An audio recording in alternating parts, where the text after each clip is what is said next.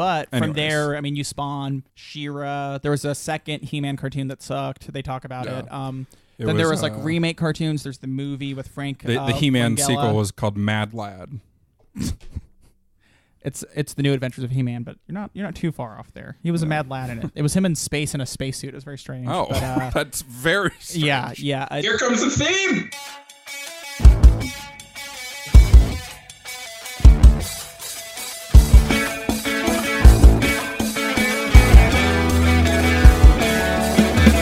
Hello and welcome to the Critical Breakdown, the podcast where we start at the bottom of Rotten Tomatoes and work our way to 100% fresh.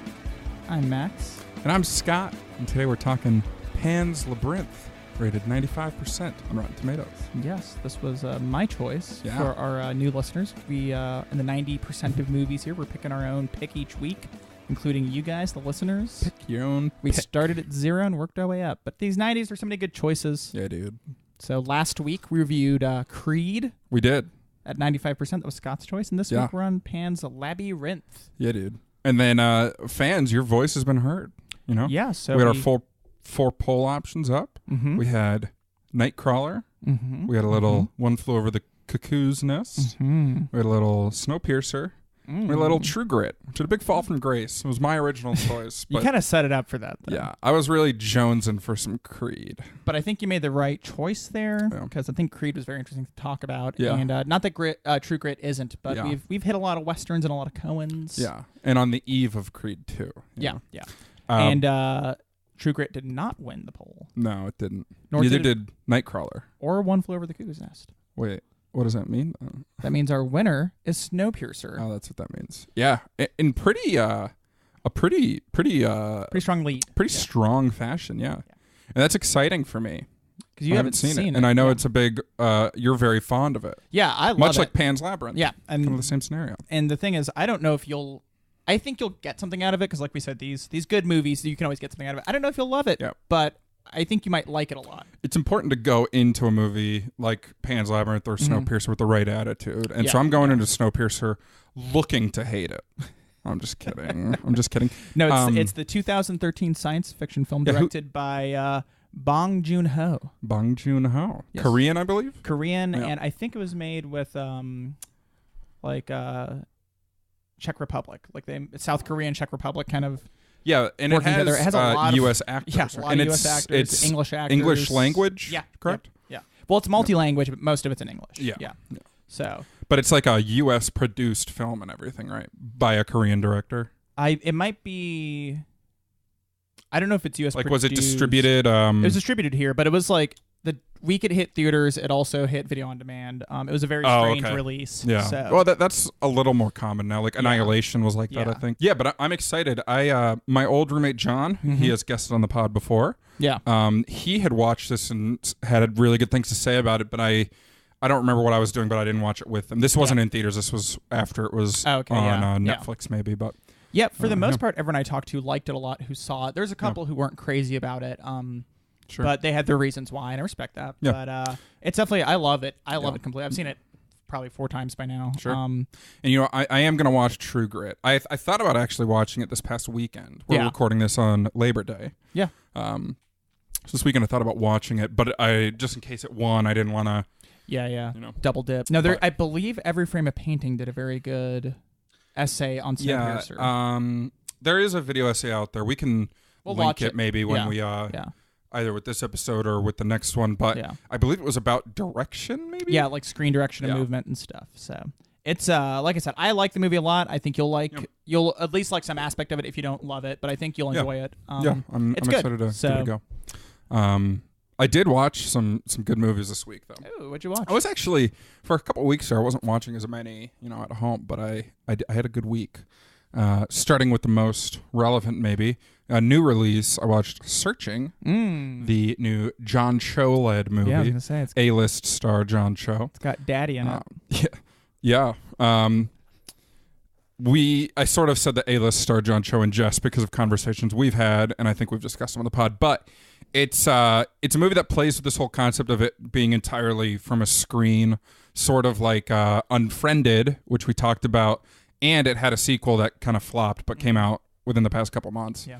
where everything is either from a computer screen or there's a couple like news bulletins, but everything's through a screen. And I love that idea of playing with that kind of restricted lens because you can do a lot of different story elements with it and add a lot of thrills. And this is a great thriller, a great mystery, and the restrictions are used really well. And I mean, I don't know if we'll see a huge like subgenre of this kind of restriction. No, probably But not. it's almost like with when Blair Witch came out, the found footage got big, and it took a little bit to build up to people doing good ones after Blair Witch. But you know, there's some good ones and stuff. And then with the Paranormal Activity, it took off even more.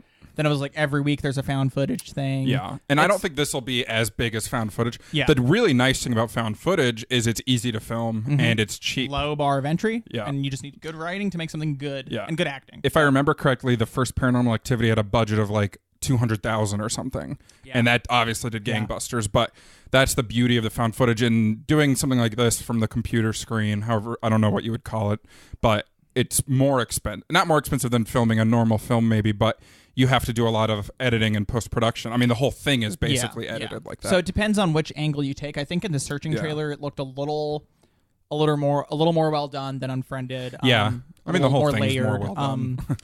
And then you have like a big name versus I think the biggest name in Unfriended was like a Instagram model that was in it. But then I don't even know. And this one is John Cho, who and Deborah Messing, isn't it? Deborah Messing, but the key is there's just a really good story. I've consistently heard that about this film. It's really good. I think you'll like it. I hope you check it out. I think it's worth seeing on the big screen too. Because there's some really interesting moments.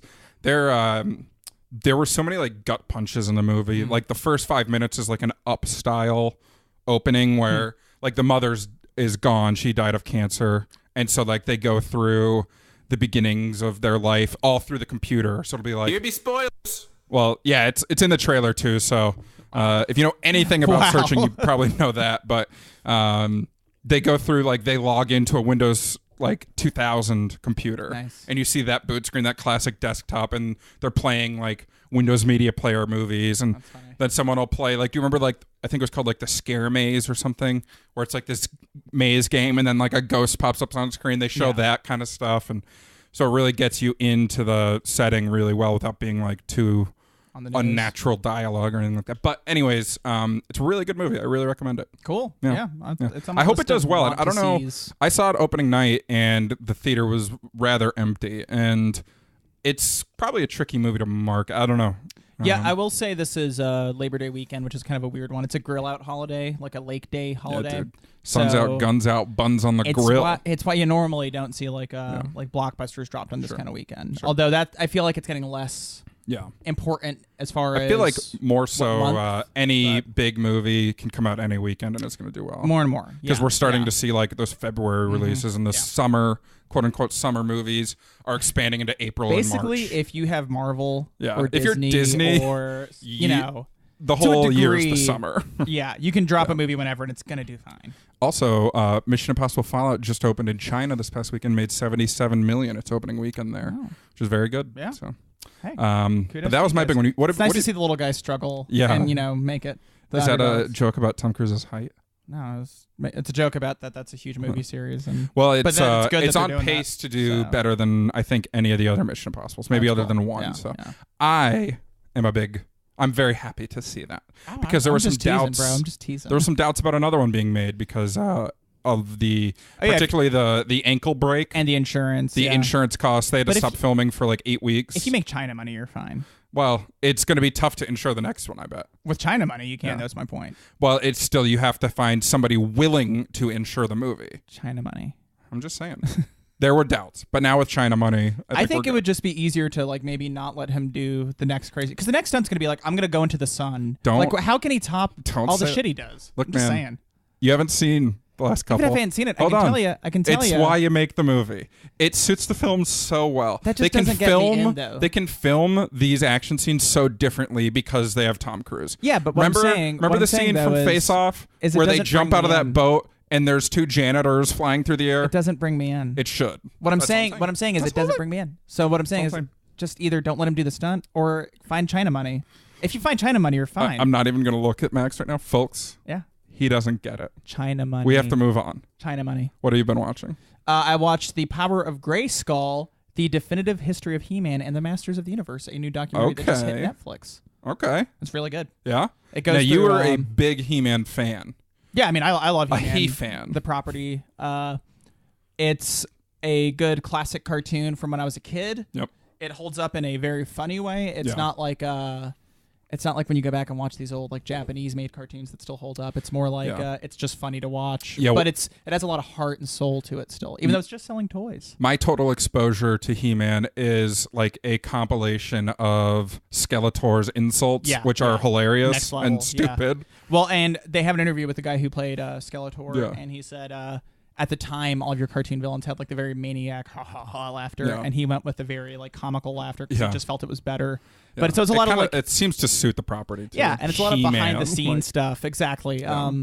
They originally, and this has always been rumored, but they originally were looking for different properties to make cartoons, to make toys that like tie to stuff, and that's why they you had made missed cartoons. the boat on Star Wars, and because this was Mattel, but they were looking around for stuff, and barbarians were kind of on their list of cool things. So they made a couple. Conan. They made a couple concept toys for Conan, and then found out that it's like a rated R violent movie with nudity and stuff. And they were like, "This is not going to work. It's not going to sell." So they just came up with their own idea and started making their own toys, and the cartoon was spun from the toys basically. That's interesting.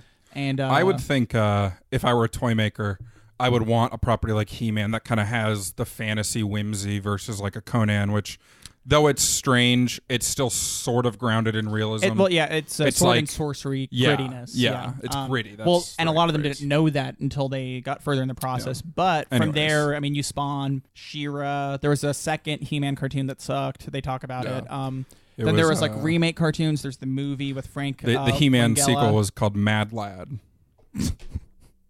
It's the New Adventures of He-Man, but you're not too far off there. He was a mad lad in it. It was him in space in a spacesuit. It was very strange. Oh, but, that's very strange. Yeah, a different cartoon Did style. Did not expect that. So, but no, and the movie they talk about that for a good amount of time. Cool. The Masters of the Universe, and that one's really really cool because they have interviews with Dolph Lundgren. They have like the whole like starring. Well, not the whole starring. Was Dolph Lundgren involved in He-Man? He played He-Man in the Masters of the Universe movie. Oh, okay. So, was it live action? Yeah. Okay. And then Frank Langella played Skeletor, and he still says it's his favorite role he ever did, and he wished it reached the pinnacle of what they were aiming for. Why do I know that name? What else has he done? Frank Langella. Is he voices mostly? He's in The Americans.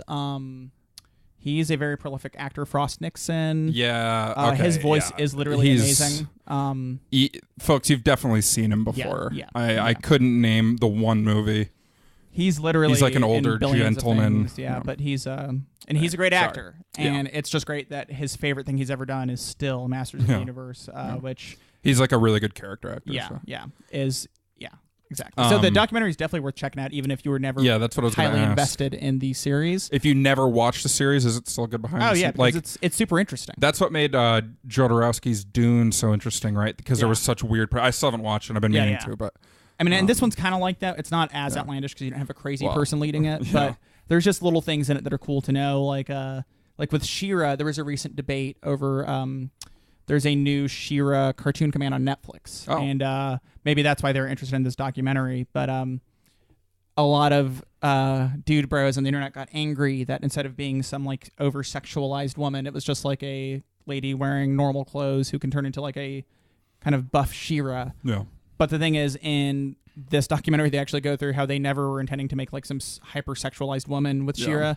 They wanted a woman who was as strong as He-Man, but also very, still very much capturing the essence of a woman. Feminine still. Very feminine still. And so it's an interesting thing to see that right after all this fake controversy was out there. But I feel like this kind of documentary has been big because isn't there like a series on Netflix about toys, the toys that made us? There was a toy one, yeah. I think they just came out with a second season, but I've never seen it. But these kinds of things I think are becoming bigger because people relate to them more. And and the collector, and you're far enough away now that there's people like I'll say me who didn't experience He-Man or didn't experience the Pet Rock or whatever. I don't know what the toys that made us are, but we can watch those with like an interesting eye. And you might know of them, so it's interesting to find out more. And it's sort of like I love the 80s. Yeah. I watched that, but I wasn't involved in the 80s. I'm a 90s baby.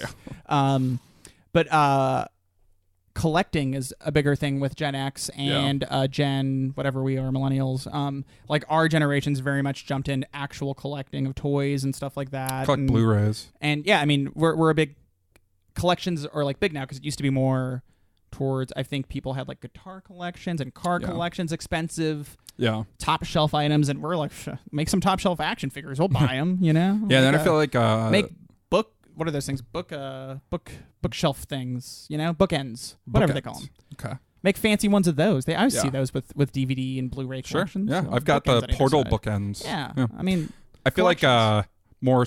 It's kind of a novelty to collect anything now, especially with things getting more and more digital. Like video games now. Every video game that comes out, you don't even need to buy the disc, and that's fine. I mean, those are good things that's happening, but. And it's collecting. I think that's why they make the big collector sets that are like $300 now. Is to get and there's always going to be a market for them. Yeah, exactly. You know? And I don't know anyone who really collects like a digital movie collection. Like I think I own 4 digital movies, like on my Amazon account or iTunes. And it's funny you say that. I have actually heard people recently talking about it. Former guest and my cousin Josh, who did our show artwork. He actually has been working on his digital collection. He has like 93 movies on his iTunes. He has everything synced into it, all the movies anywhere. I think it's cool to have that. Yeah. But part of a collection, at least for me, I mean, I collect Blu-rays. I probably have, 200 Blu-rays. Yeah. I mean, part of it is displaying them. Like they have a proud place in my home, you know, and most people make fun of it, and that's fine. But like a digital collection. What'd you say? Do people make fun of that? Yeah. Who? People. Yeah. Okay. Don't want to call them out. I get it. People, that's gentlemanly. You appreciate it a little more, I think, but like a lot of people come and they'll be like, wow, you have a lot of Blu-rays. Like that's always the first thing. And then it'll either go like, have you seen all these movies? And that's like the negative side. Or it'll be like, whoa, I love these, you know? I'm just going to go out there and say that they're just reacting that way because they're boring. Oh, shit. Fuck yeah, dude. Give me a high five. We're a little far with our new setup for a high for. But that's a terrible shortening of high five. Because who else? Why would you buy Blu-rays if you're not watching them? Yeah. Of course you watch them. Maybe you've seen them before. You haven't watched them since you bought it, but you've seen it. Or you intend to see it in like a week. And here's the thing, you know, a new release Blu-ray comes out, it's like $25 or $30. I'm not buying that. You wait, and then I scour those $5 bins at a Best Buy. But then it gets Target. weighed down by: do you want the collector's Blu-ray? Or do you want the normal Blu-ray? I personally generally go for the standard Blu-ray. I have some rules for my Blu-ray collection. Ooh, let us in. I don't like a box set if I can avoid it. Yeah, that's fair. So like Back to the Future is an example. My favorite movie, have to have it on Blu-ray, but I can't buy just the first Back to the Future. The only Blu-rays they have is the whole trilogy, and that's fine. I'll get that.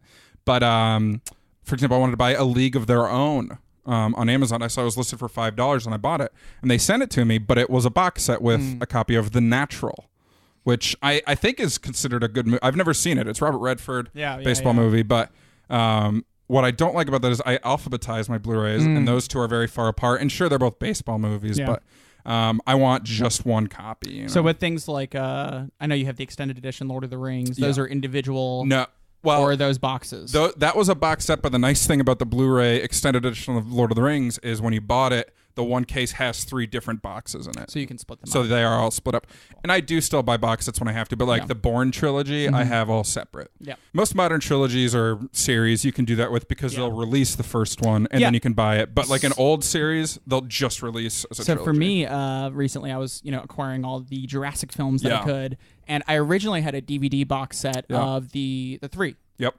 Jurassic Park 1 through 3. Yeah. And I wanted to upgrade, get the Blu-rays, and I saw they had a box set that was the original 3 plus Jurassic World, and that there's plans to do plus Jurassic World Fallen Kingdom. Yeah. And then I'm like, they're making there's a another third one. So why am I going to buy a box set now that's outdated? So I just bought them individually. I would hate to have a box set that is going to be added to. Yeah. So like the box sets I have are like the Star Wars original trilogy and like the Dark Knight trilogy of films because they're not going to make another complete in sets, that series. Basically, exactly. Yeah. And especially if their names all follow the same convention, it's easier. And that's the problem with the Dark Knight one. Batman Begins. Yeah. But I mean, sometimes you just got to take your lumps, you know. Gotta take them where you can. Yeah, so the other thing, I will buy a Criterion collection. That's what I was going to ask you about Criterions. Yeah, I mean, those... It's generally a higher quality than just a standard print. They do their best to, like, especially an older film, to make it the best possible. Sometimes 4K quality, and restoring with the sound and everything, and that's good. And then the extras are really good. Well, I know we didn't watch any of the extras with Pan's Labyrinth, which I got you for your birthday last year, and we got to enjoy it here. You took the football from me, Lucy. Well, I was about to do a good lead in was there. it Lucy or Sally who always stole the football? I don't really know. I think it's Lucy, but it might be Sally. But we didn't watch any, but there were a ton of extras, hours of extra content. Yeah. And nowadays a Blu-ray doesn't have many special features. I hate standard one. Yeah, it sucks. That's the one thing I think DVDs had advantage of. They had less space, but they would stock that up. I think originally Blu-rays did have special features like that, but as digital films have become more, the Blu-ray market is becoming more of a niche, so they just don't invest in it's those annoying features. Because then you have to buy special features if you want them on digital downloads. A lot of times now I find that movies will put them on YouTube, like making of this, and that's cool. But I feel like sometimes even as part of the marketing. I just feel like it's shorter now. Like it's not as much content. I want that content for us film, or as people who like the film and the background and want to know all of it. But like that's what we want, man. For sure. Give me that. For sure. Let me check something. This is a big digression. Well, I will say that the quality of Pan's Labyrinth, the Criterion disc was very high. Oh yeah, very good. Probably it's a good cut. I didn't see this one in theater, so I've always watched it on video, and it was definitely the highest quality I've seen it so far. Well, you're welcome. Thank you, Scott. It was a great birthday gift. And I bought just a little tease here. I bought one of our 100% films on Criterion Collection. Nice. Yeah. That's exciting. Yeah. But that one we might have to do like a complete deep dive on every feature they have if it's a hundo. We might have to. Yeah. So we'll see. We'll see. It's Toy Story 2. Okay, that makes sense. It's not. Okay. They don't have that. Because that's not our hundo collection. anyway. It is hundo. But that's not our hundo. No. Because it's a sequel. Yeah. And we covered that last week. Oh, zoom, zoom, zoom. Speaking of sequels. Holy moly. It's funny that we covered this last week and it's 95%. Okay. GDT, Guillermo del Toro, the director of Pan's Labyrinth, said this movie could work as a loose sequel to his previous film before it, The Devil's Backbone, which I haven't seen yet. I haven't seen it either. But apparently it's a lot of his work, they carried over some similarities because I believe The Devil's Backbone is also set in fascist Spain, maybe. Okay. Let me double check that real quick. Yeah, during the Spanish Civil War. So it's the Civil War that leads into fascist Spain. Okay. But so this was like in his mind, it could be a spiritual sequel to it. It wasn't actually a sequel, but for a long time he talked about doing a Spanish Civil War trilogy and then doing another film to this. But we all know Guillermo del Toro rarely does his sequels he talks about. Or the films he talks about. A lot of projects that get in the development and then stop. Maybe. Yes. Well, let's just jump into it here. What's our plot synopsis for Pan's Labyrinth? Then we'll go into GDT a little. In the fallout of the Spanish Civil War, the bookish young stepdaughter of a sadistic army officer escapes into an eerie but captivating fantasy world. What's interesting about that summary and my preconceived notions of the film is I thought that it was maybe 80% or more fantasy, like this with the fawn and the different monsters that like Doug Jones portrays. But really the film is probably 2/3 or more real world. Oh yeah, for sure. So that summary sort of supports my preconceived notion, because it's mostly on the fantasy escape. That's true. Yeah. On top of that, the fantasy is intertwined with the real world. Yeah. So even though there are, like you said, about a third of it ties to it, it's here in the real world. Yeah, but that was a big surprise to me, was how much of the film was just real conflicts and I think it's stronger for that, for sure, because graphics were good at this time and the effects are good enough. The effects in this are film. great. Yeah, so it's not an issue, but if you were there the whole time, I feel like it would wear down on you. Yeah, and the gravity in this one. Like I didn't enjoy the fantasy elements here. They didn't terrify me, but I was pretty disgusted by a lot of it. Yeah. So I was glad that it wasn't such a big portion. But let's talk about Guillermo del Toro real quick. Yeah, let's do it. He's on a big high right now. Shape of Water won Best Picture. He won Best Director.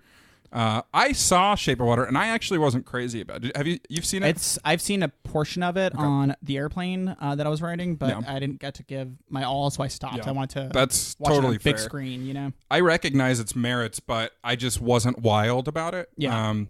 And then my only other experience with Guillermo del Toro prior to watching Pan's Labyrinth was Pacific Rim, which we watched. So I am not super crazy about Guillermo del Toro, but he has a very loyal fan base and following because he has a very distinctive style. Yeah. Like this, I don't know if gothic horror is the right word. There's elements of that. It's almost like, and it's probably not very similar to like like the grim fairy tales, but I always heard about growing up how the fairy tales we would hear, like the Cinderella story and stuff, were more twisted originally in like their original print in Germany, maybe the Grimm fairy tales.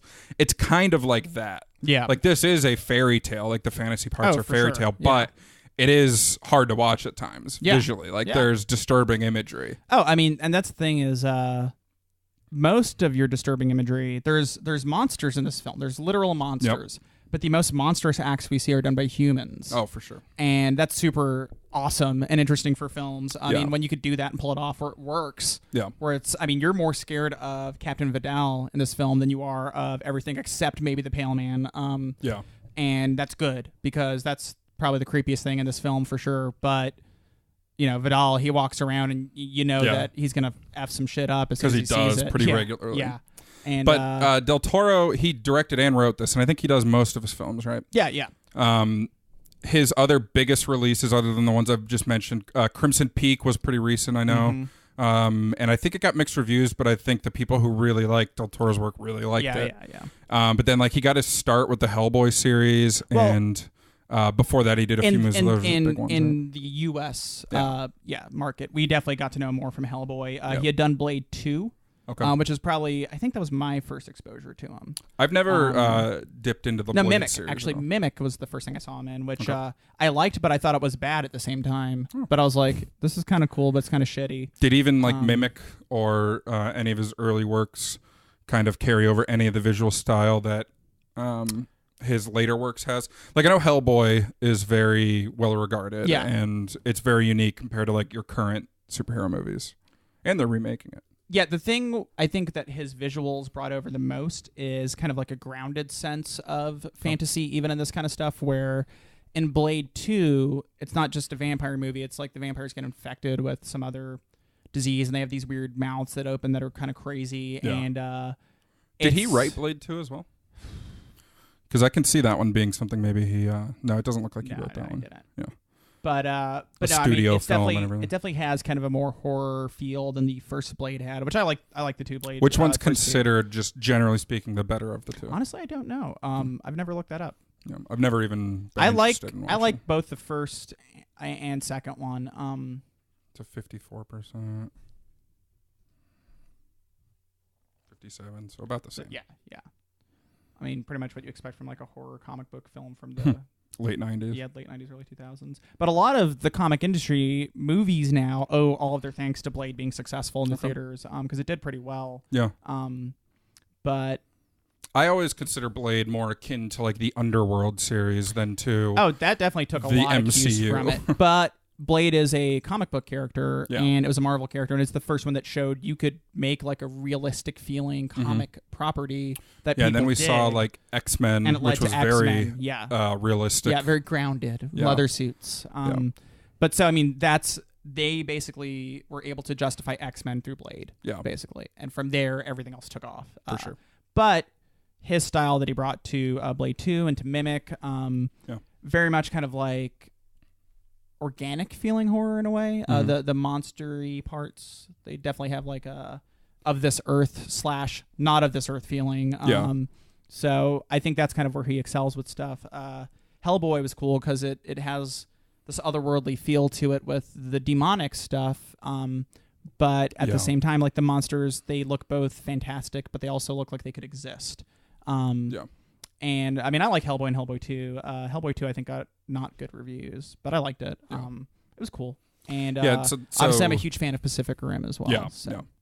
And Pan's Labyrinth came out after Blade 2 and Hellboy. Those were the biggest releases he'd had. Yeah. And I was reading that he had offers from like U.S. companies to make Pan's Labyrinth probably English language. Yeah, English language. Do it like a U.S. film. But he declined it because he wanted to make like the authentic version he had been instead spinning of the around Hollywood demands they would put on him, he wanted to do his version, which is cool, and I respect that. Yeah, and it's interesting to look at his later filmography. Like the Hobbit movies is a good example where he's brought in to lead the next Lord of the Rings trilogy. I don't know if it was a trilogy when he was working on it at the time. I heard probably not. 1 to 2 films is what I had always heard. And he was probably adding a lot of his touch. You know, I'm sure he's a big fan, and that's why he took on the project. But before filming or maybe after filming started. I don't know when he got removed from the project, but he left. I don't know what the circumstances were. I don't remember. But development was like well underway. It was well underway. By the time Peter Jackson got to the set, they were writing Peter Jackson's script for The Hobbit while they were filming. Yeah.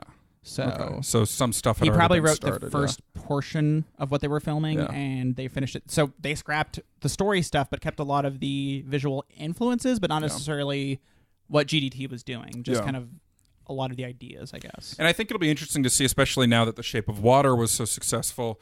I'm sure that there are big studios that would love to give him a tentpole property, but he has been burned. The Hobbit trilogy. I mean, that's very similar to like Edgar Wright and Ant-Man, I feel like, where studio differences, whatever you want. He wasn't making what the studio wanted, and the studio wants the big Hollywood tentpole. Yeah. And it'll be interesting to see if he jumps on anything like that. And there's so many...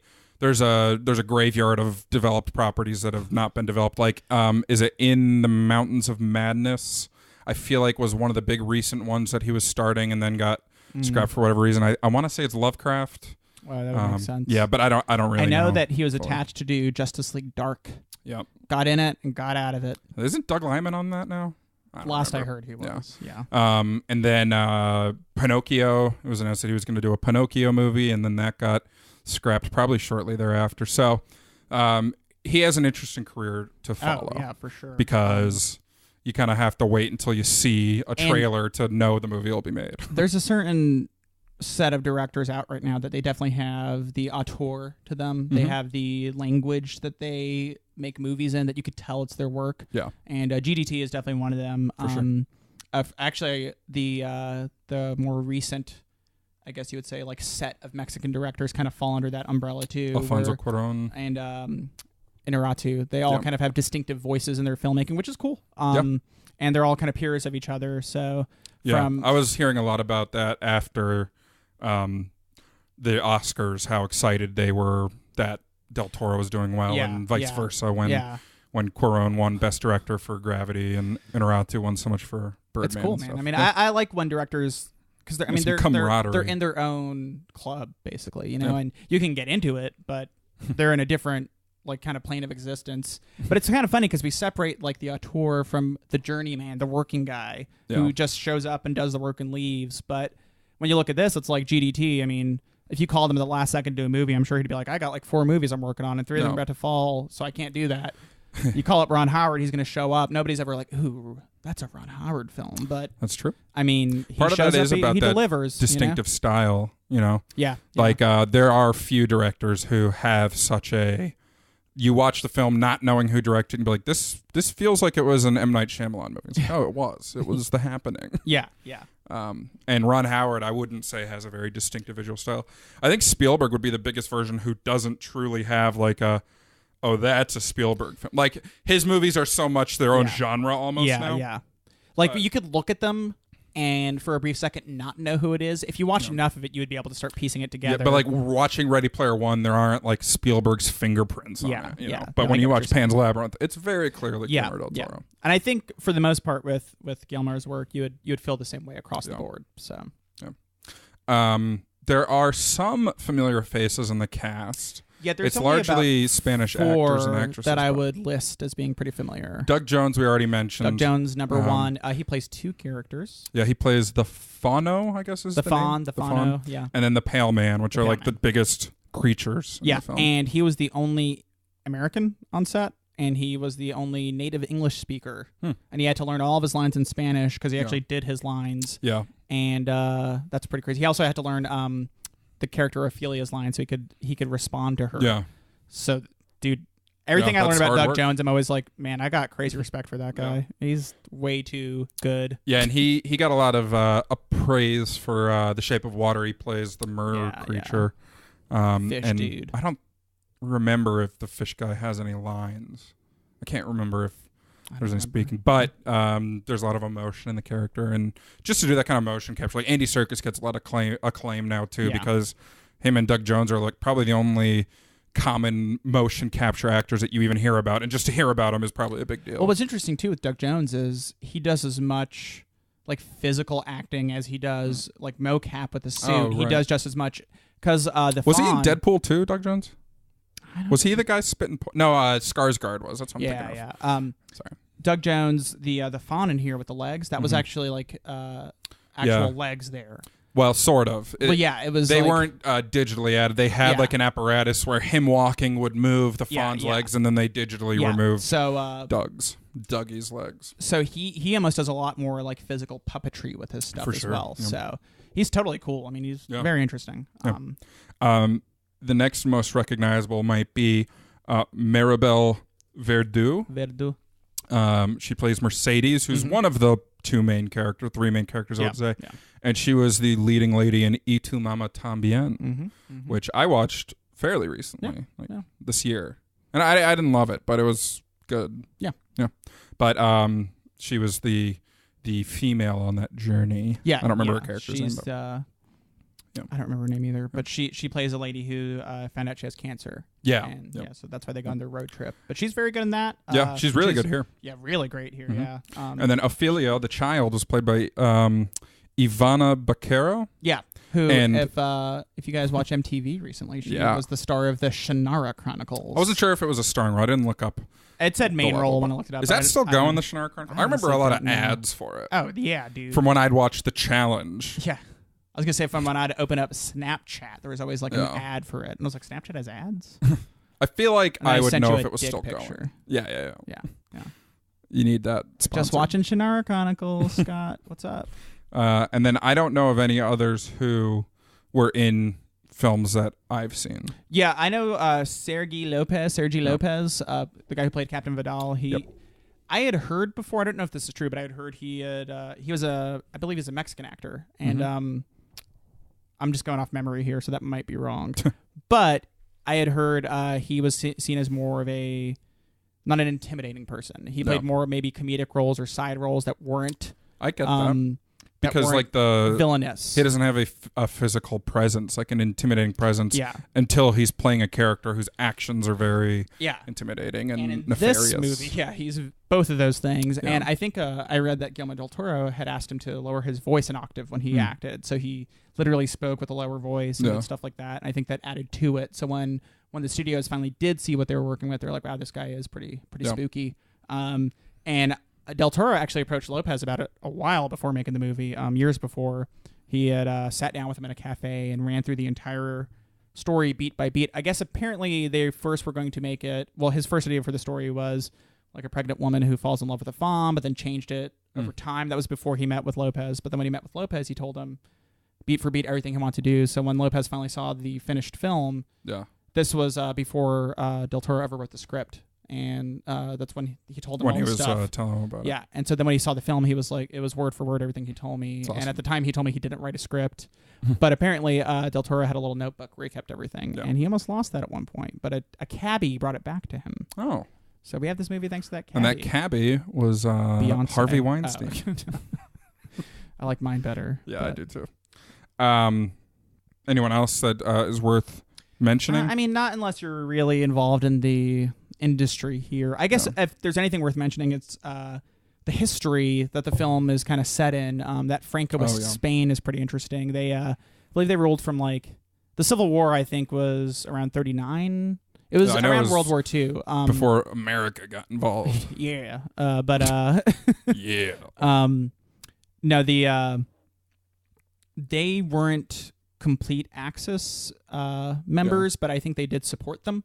I don't think they got involved in the combat too much there. But they were in the middle of their own civil war. And then Franco took over Spain and ruled until 1975 when King Juan something. I don't know, man. Yeah.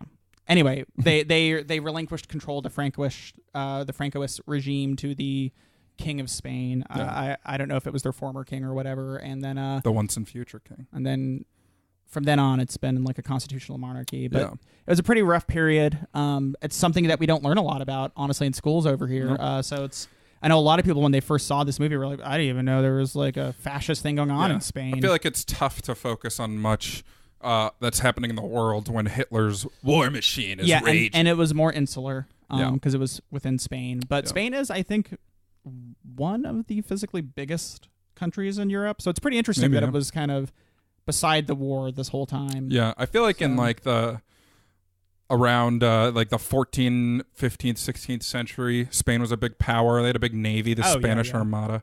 But then, like, I don't know what specifically happened, but they are not a world power as of like the 20th century. No, you're absolutely right. That's probably part of it too. What's interesting too is there was a lot of criticism, in Nazi Germany as well as in Francoist Spain over the implications and the complicitness of the Catholic Church. And Spanish Inquisition. I read that's a little before this, but there's a line in the movie where I think the priest tells the rebels they're about to kill or something that your physical bodies don't matter because God already died for your sins, so you should just confess what you've been doing. And then they just kill them. I think there's a portion of the film like that, but it was based out of a real historical text they found. And Guillermo del Toro has gone on the record to say the Pale Man, that monster, definitely represents the church. And the fact that there's, it's there, it's silent, it turns a blind eye, maybe. Yeah, it has a blind eye. And it has a table full of food in front of it, like tons of food while the people are starving. And then it targets the child instead and wants to devour the child. So there's very much some ample criticism that actually still applies today to things we're uncovering. So it's interesting. And I think representing it as the spookiest monster in the movie definitely was like, an interesting kind of freaky choice. Yeah, while watching the film, I didn't like pick up on it. It's not on the nose, I wouldn't say at all. No, for sure. And I think a lot of that has to be you have to know the Spanish history going in to get those little details. Because that would be a pretty deep cut. Even if you knew probably about the revolution in Spain. And there's stuff with that because apparently I was reading when the faun talks to Ophelia, he'll use some pronouns that were more like archaic Castilian Spain that were used for royalty. Okay. And you wouldn't know that unless you knew that, basically. So if you even if you were an American Spanish speaker who wasn't from Spain, you might not know that. Yeah. So it's there's little things like that. It's interesting. Yeah, and plus, like with the translation, it probably doesn't carry over at all with the subtitles. Well, I'm glad you said that. Oh my God. Guillermo del Toro actually contractually had it written that he was in charge of the subtitling of the film. So he said he's been burned by some. Yeah, Devil's Backbone specifically apparently had really shitty translations. So. Yeah. And knowing, like you said, he refused to work with the U.S. Hollywood studios to make this English. Yeah, it makes sense. Yeah. But I like that. I like that a lot. I think shows. I think it shows a lot of care. Yeah, yeah. So. I mean, he definitely. It's a very personal movie for him. The story is interesting. Even if you remove the fantasy elements and just look at the real world side. Oh yeah, for sure. It's about a mother and her daughter who. The mother is married this officer, this Captain Vidal, and she's pregnant, I think, with his child. I don't know if that's even confirmed. It is. Yeah. And so they move to his estate or wherever he's staying as she's entering like the final weeks and months of her pregnancy. And he's very...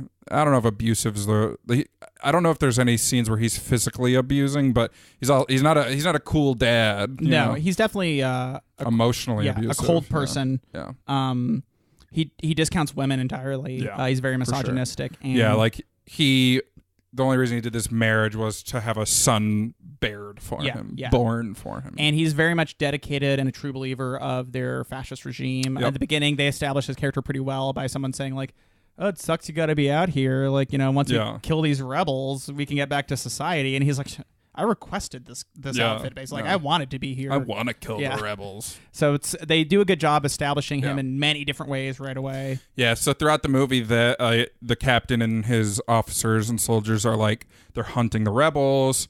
They capture some just regular civilians, and they're like grilling them about if they're part of the rebels, and they're distributing food, but it's very like limited. They have plenty, but they're distributing like very limited to the people of the area. And then throughout all this, there's a couple people. Mercedes, who's like, I don't know if her job is as the nurse, but she's like a housekeeper. The head housekeeper type of person. And then the Dr. Ferrero, are actually working with the rebels, like undercover, and they're sneaking medicine out of the house and stuff like that. And so then the conflict kind of boils over between the two sides, and all throughout this, Ophelia, the movie is very much seen through her lens, like through the child's lens. Yeah, she's having a terrible time living there. She's very bookish, like our summary said, and They kind of like laugh off her wanting to read and all that. And it's interesting because her conflict definitely is tied to those Civil War aspects, but it's not ever doesn't cross her path. Yeah, her conflict for her character is simply trying to complete her 3 tasks to get to the underworld, I guess you would call it. I think that's what they call it at one point. I don't remember the specific. The fantasy language. world, basically. To get there. Yeah, that's her tasks. She's told that she's like the second coming of, like, she's basically royalty. She's the Princess Reborn, world. basically. Yeah, the Princess Reborn. And the Fawn is working on behalf of the king. Yeah. And what I love that you don't know the entire time what the Fawn's motivations are. Yeah, towards the end, I was thinking like the Fawn was evil. And they very much lead you that way. Yeah. And it's dude, I love it. It's so good. Because the Fawn is like a big, crazy looking creature. Yeah, man. He's like secretive. He's like, you have to go get this key everything from this he says toad. is like a double entendre too. And there's no like, why am I getting this key? It's like, don't worry about it. Yeah. It's crazy, man. It's so good. Because you could take his words and interpret it. If you watch this film again ever, you'll see like a lot of what he says at the beginning directly ties to how the movie ends. Mm-hmm. And I mean, the movie opens with Ophelia bleeding out, dead. It's the first shot of the film. I forgot about that. It's crazy because there's so much good that happens afterwards. You get completely distracted, but it opens with her dying, and then closes with her dying. So that very much adds to the fairy tale feel of it. But Guillermo del Toro has gone on record to say that he wrote it in his mind with her actually going to her afterlife or whatever is her going to the underworld. But that he also understands and feels that it's also open to conversation for the viewer. Yeah. So for him, it's, if you just think that's her dying vision, is her imagining stuff, and then she's just dead, that works too, because the point of it is for you to talk about it, like to discuss it with people. Sure. So, for me, it works more as, there's so much magical fantasy here that it's real enough. Yeah. And that I don't got to think about it. But but I'm open to other people's interpretations too. I think with when Vidal shows up and you don't see the Fawn from his perspective. Yeah. I think for me, then it was like, it doesn't matter whether or not it was real. Like, it was real to her. Yeah. So. It's her world. It doesn't really matter if anyone else sees it. In that sense, it's if it's real, she would only be the person seeing it anyway because she's the only actual heir. And if it's not real, it's all in her head. And that comforts fantasy. her as she dies, basically. Yes, so.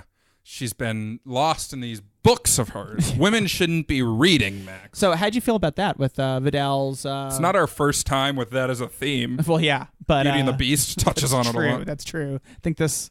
different direction here, but... and I mean, I don't know. Vidal's like a very tormented character. He talks a lot about like his father dying legacy, and how his father...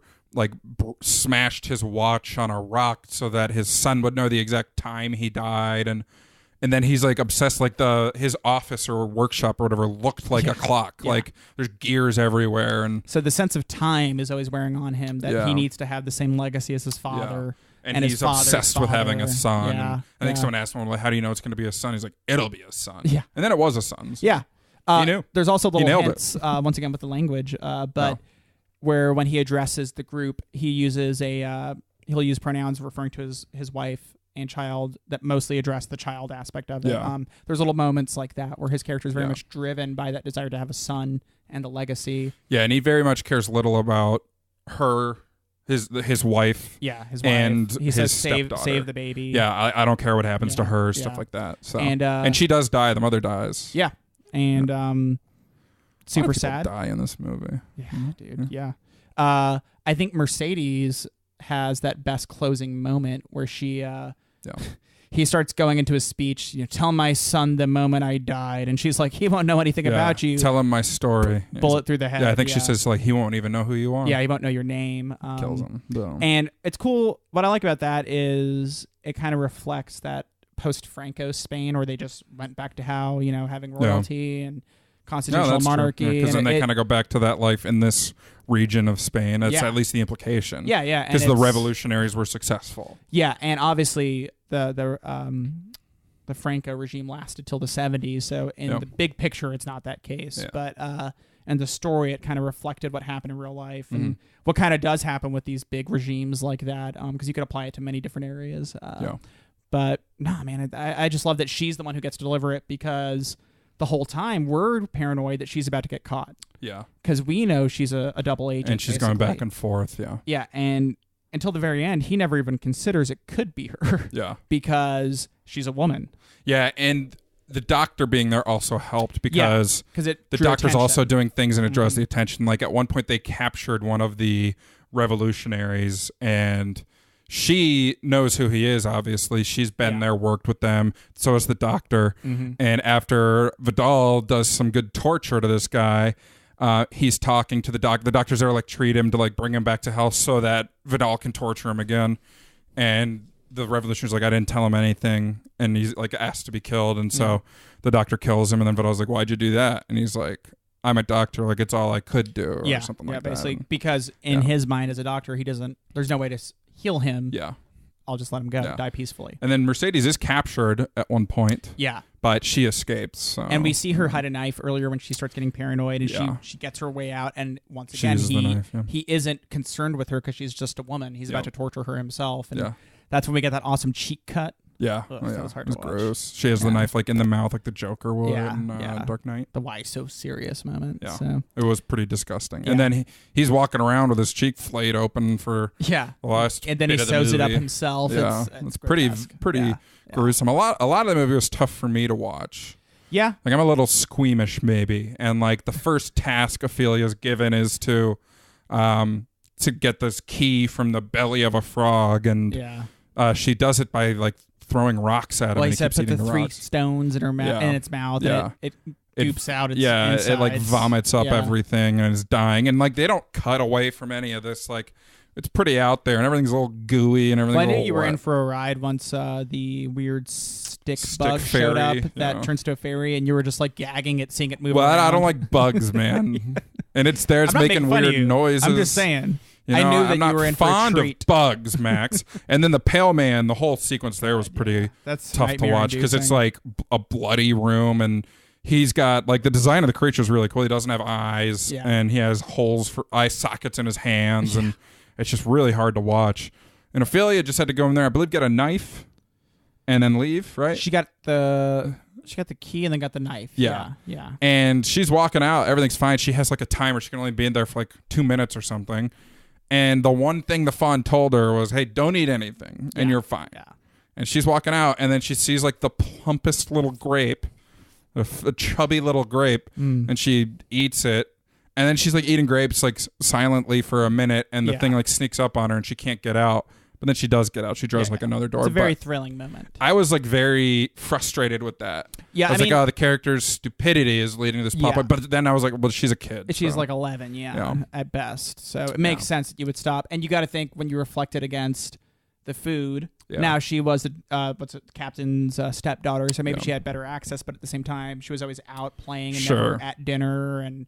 You know, seeing a juicy grape's different than maybe like the house stew they're eating. So I would have plus reflecting it with the context, the church moment. I would have been like, okay, a lot of this stuff's real. Like that frog inside outed, that the creature was there the whole time, unmoving. Like at the end of the table, I'd be like, I see that. I'm not gonna goof. Dude, once a stick bug talked to you though, you would have slapped it and killed it and just left Spain altogether. Yeah, would have been great. Would have lived a happy life. I don't think you would have been in the toad Portugal. Scenario. In the toad scenario, you'd have just been like, no. No, yeah. If I saw that toad, I would have probably off it. And then by the time they try to get you into the chalk portal, into the Pale Man. I would take the chalk. Yeah. But I would be gone. Yeah, for sure. Yeah. I'd sail the ocean blue. So, I mean, that temptation thing, I get it. Yeah, no, I mean, I get it. It doesn't, like, I'm frustrated a lot of times when, like, a character will make a bad decision for seemingly no reason that's not within the characterization and it leads to plot points. It feels like lazy writing, but that's not what happens here. No. She's a child. We've seen her make bad kid decisions at points. Exactly. So like hanging her dress on a tree because that won't mess it up, but the and wind it gets blown away. So like that's why it doesn't like I was frustrated when I first watched it, but then I like within 10 minutes of that scene I was like, but she's a kid. It has what's it called?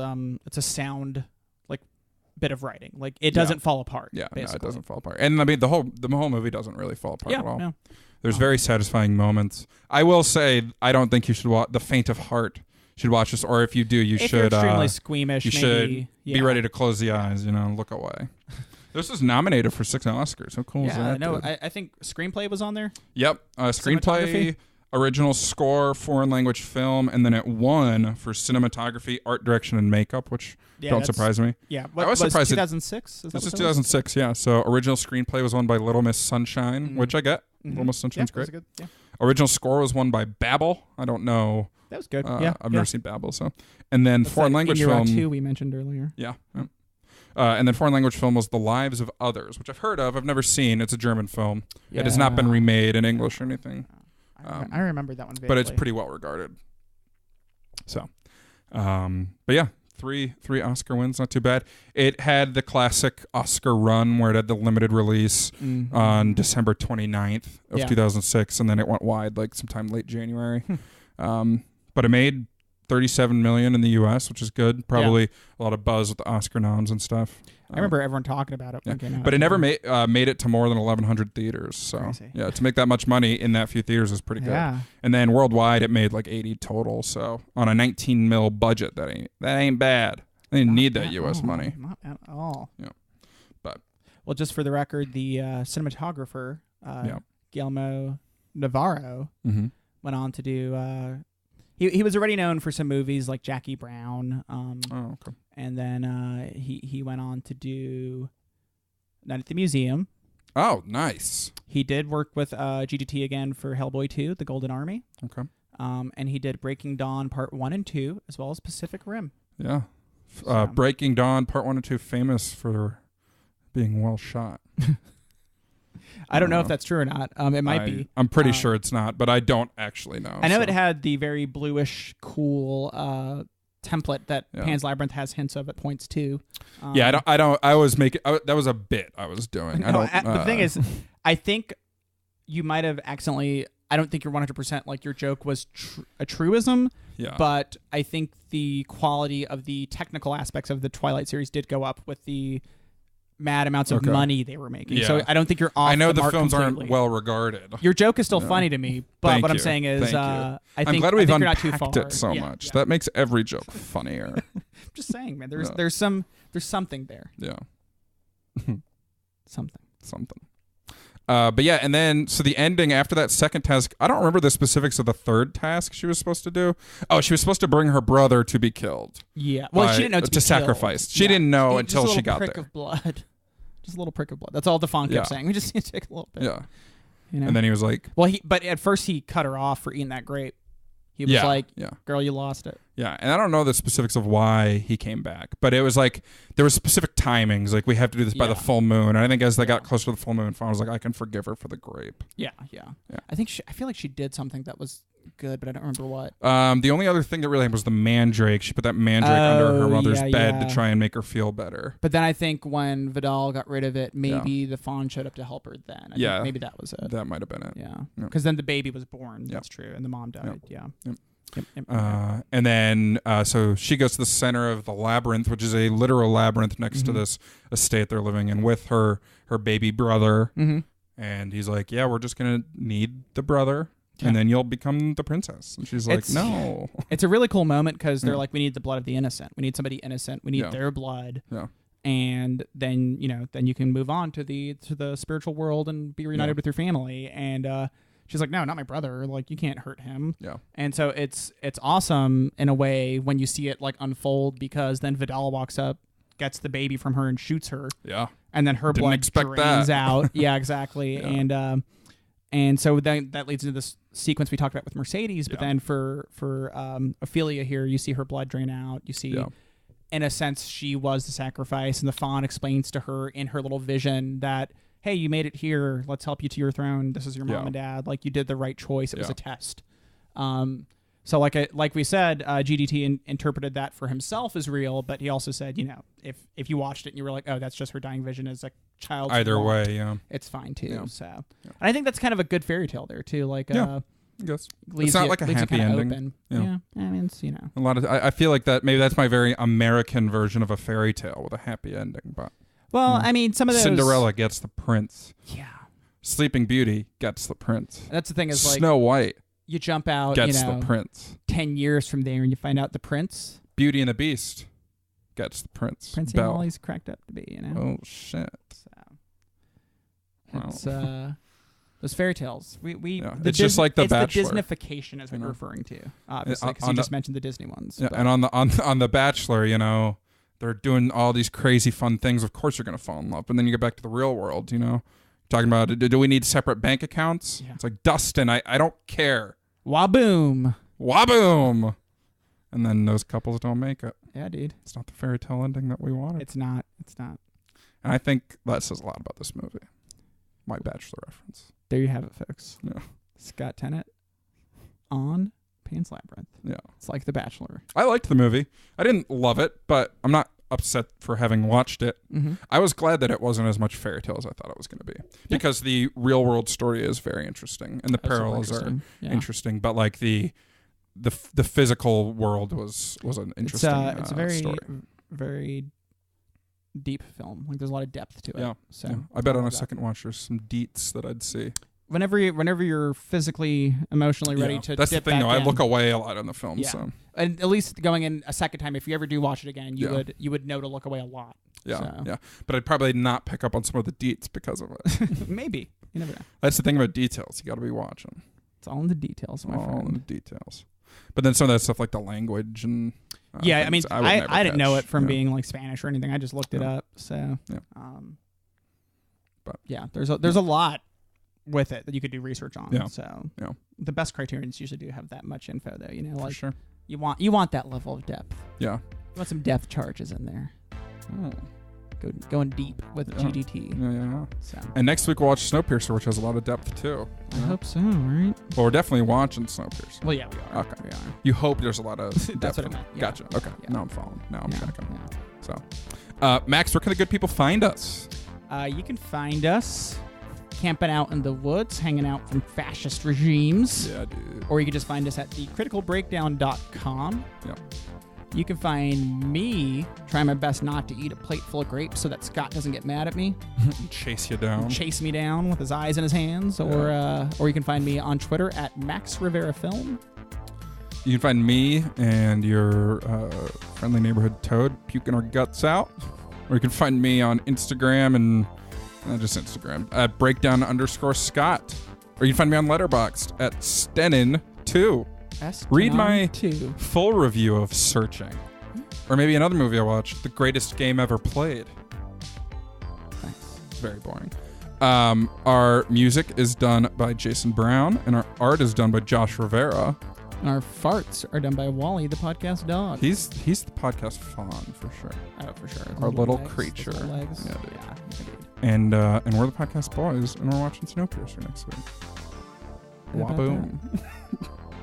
How do you like this?